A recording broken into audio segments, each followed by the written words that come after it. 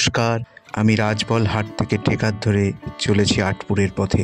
এই জনপদের হারিয়ে যাওয়া ইতিহাসের কয়েকটি পাতায় আজ আমি খুঁজে দেখব। এক সময়ের বিষখালী গ্রামটি পরবর্তীকালে দুইজন বিখ্যাত মুসলমান সেনাপতি আটুর খাঁ ও আনুর খাঁর নাম অনুসারে আটপুর নামান্তরিত হলো।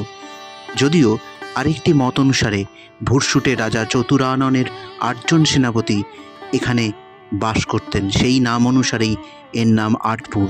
এই পবিত্র তীর্থভূমিতে আসতে গেলে রাজবল হাট থেকে ট্রেকারে, এছাড়া 10 নম্বর বাস ধরে তরার মোড়ে নেমে একটু হাঁটলেই মঠ বাস স্টপেজে।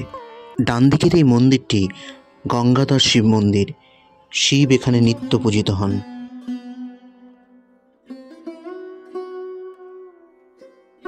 এই শানের ঘাটযুক্ত পুষ্করিণীটির নাম রংসাগর। শিব মন্দির থেকে একটু এগিয়ে বাম দিকে আটপুরে রামকৃষ্ণ মিশন কার্যালয়। অফিসে দুপুরের ভোগের প্রসাদ পেতে চাইলে এই অফিসে কুপন সংগ্রহ করতে পারেন। আমি এখন এসেছি আটপুর।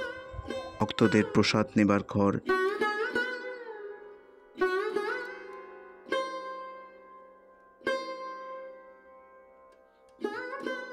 এই দ্বার দিয়ে প্রবেশ করলে বাম দিকে দক্ষিণদ্বারী শ্রী দুর্গা মণ্ডপ। এখানে শ্রী শ্রী মা শারদা সশরীরে উপস্থিত থেকে 1894 খ্রিস্টাব্দের অক্টোবর মাসে দুর্গাপূজা পুনঃপ্রবর্তন করেছিলেন, যা আজও নিরবিচ্ছিন্নভাবে পরিচালিত হচ্ছে। দুর্গা মণ্ডপের বাম কোণে 1891 খ্রিস্টাব্দে এই শিল্পসুন্দর ছোট্ট স্মারক মণ্ডপটি প্রতিষ্ঠিত হয়, যার নাম ধুনী মণ্ডপ। শ্রীরামকৃষ্ণদেবের লীলা পার্ষদগণ জগতের কল্যাণ ও নিজ দিকের মুক্তি সাধনের জন্য মহৎ উদ্দেশ্য নিয়ে প্রজ্বলিত ধুনীর সম্মুখে 24 ডিসেম্বর 1886 খ্রিস্টাব্দে শুক্রবার রাত্রে সমবেতভাবে সন্ন্যাস গ্রহণের চরম সংকল্প গ্রহণ করেন। পরবর্তীকালে স্বামী শিবানন্দ এ প্রসঙ্গে বলেছিলেন, ঠাকুর তো আমাদের সন্ন্যাস করেই দিয়েছিলেন, ওই ভাব আরও পাকা হলো আটপুরে। এইটি স্বামী প্রেমানন্দের পৈতৃক বসত বাটি, এটি মায়ের বাড়ি নামেও পরিচিত। সিঁড়ি দিয়ে উঠে ডান দিকের ঘরে স্বামী বিবেকানন্দ ও তার গুরু ভ্রাতাগণ 1886-তে এবং তারপরেও একাধিকবার এখানে বাস করে গেছেন। স্বামীজি 3 বার আটপুরে এসেছিলেন, 1886, 1887 এবং 1889 খ্রিস্টাব্দে। এছাড়া স্বামী ব্রহ্মানন্দ 2 বার এসেছিলেন। লাটু মহারাজজিও এখানে এসেছিলেন। এই বাড়িতে শ্রী শ্রী মা শারদা 2 বার এসেছিলেন।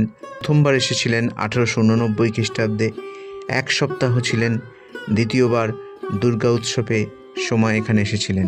2002 খ্রিস্টাব্দের 1 সেপ্টেম্বর সর্বসাধারণের জন্য এই মন্দিরটি খুলে দেওয়া হয়।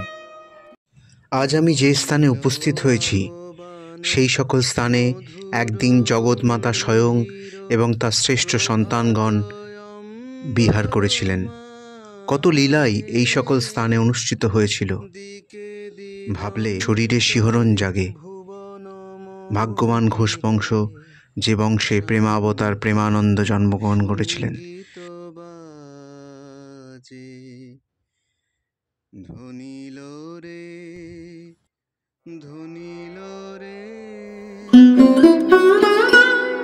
এই বংশের ইতিহাসে জানা যায়, সেই সময় আটপুরে 2টি জমিদার পরিবার ছিল, মিত্র ও ঘোষ পরিবার। প্রসন্ন ঘোষের সাথে বিবাহ হয়েছিল মিত্র বংশের অভয়চন্দ্র মিত্রের কন্যা মাতঙ্গিনী দেবীর। তাদের 3 পুত্র তুলসীরাম, বাবুরাম ও শান্তিরাম এবং 1 কন্যা কৃষ্ণ ভবানী। কলকাতায় বলরাম বসুর সাথে তার বিবাহ হয়। বলরাম বসু ছিলেন ঠাকুরের ঘনিষ্ঠ সেবক। তার সূত্র ধরেই ঘোষ বংশ ঠাকুরের সান্নিধ্যে আসে। থেকে একটু এগোলেই ভক্তদের জন্য গেস্ট হাউস। আপনারা এখানে থাকতে চাইলে নিচে দেওয়া ডেসক্রিপশন বক্সে বিস্তারিত বিবরণ দেওয়া আছে।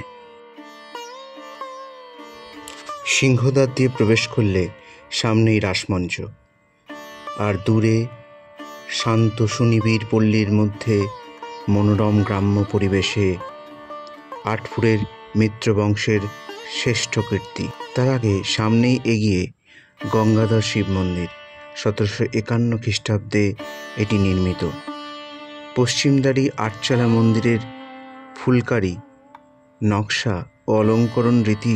এই যে স্মারকস্তম্ভটি আলুভুলুর বাড়িতে ঠাকুরের শুভ পদার্পণের স্মৃতি রক্ষার্থে নির্মিত।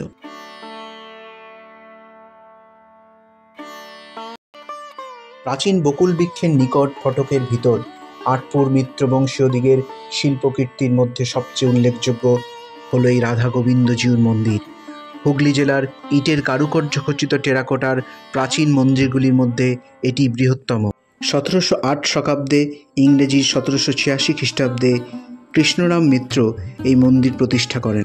বলা বাহুল্য, কয়েক বৎসর আগে পশ্চিমবঙ্গ সরকারের পুরাতত্ত্ব বিভাগ এটিকে হেরিটেজ টেম্পল হিসেবে ঘোষণা করেন। আটচালা শৈলীতে নির্মিত দেবালয়টির সম্মুখের দিকে দুচালা ছাদের যে আরেকটি দালান সংযুক্ত হয়েছে তা বেশ অভিনব। গঠন প্রকরণে আটচালা মন্দিরের এই প্রকার খুব কম ক্ষেত্রেই দ্বিতল হয়ে থাকে। সুদূর বৈদ্যবাটি থেকে আনা গঙ্গাজল ও গঙ্গামাটির দ্বারা পোড়ামাটির ইট তৈরি করে অপূর্ব কারুকার্য মণ্ডিত এই মন্দির নির্মাণ সম্পন্ন হয়েছে।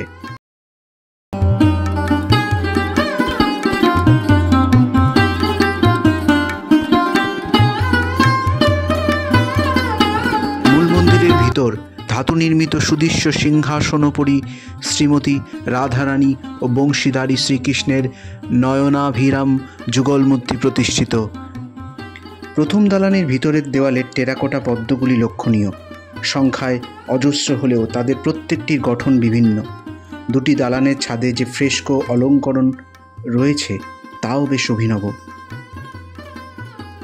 সুনিপুণভাবে শিল্পীরা বহুমাত্রিক ও সর্বধর্ম সমন্বয়ের বিষয় ফুটিয়ে তুলেছে।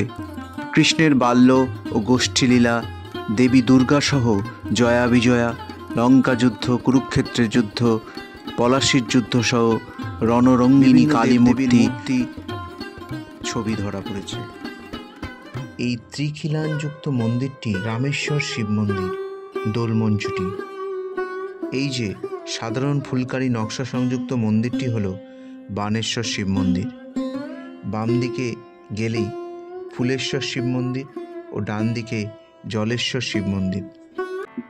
একটা টোটো নিয়ে চলে আসতে পারেন শ্রী চৈতন্য মহাপ্রভুর দ্বাদশ পার্শ্বদের অন্যতম ও নিত্যানন্দ প্রভুর অন্যতম শিষ্য পরমেশ্বর দাস প্রতিষ্ঠিত আনোরবাটি গ্রামের শ্রী শ্যামসুন্দর পাঠ। মন্দির প্রাঙ্গণে দুইটি বকুল বৃক্ষের মধ্যে পরমেশ্বর দাসের পূর্ণ সমাধি বর্তমান।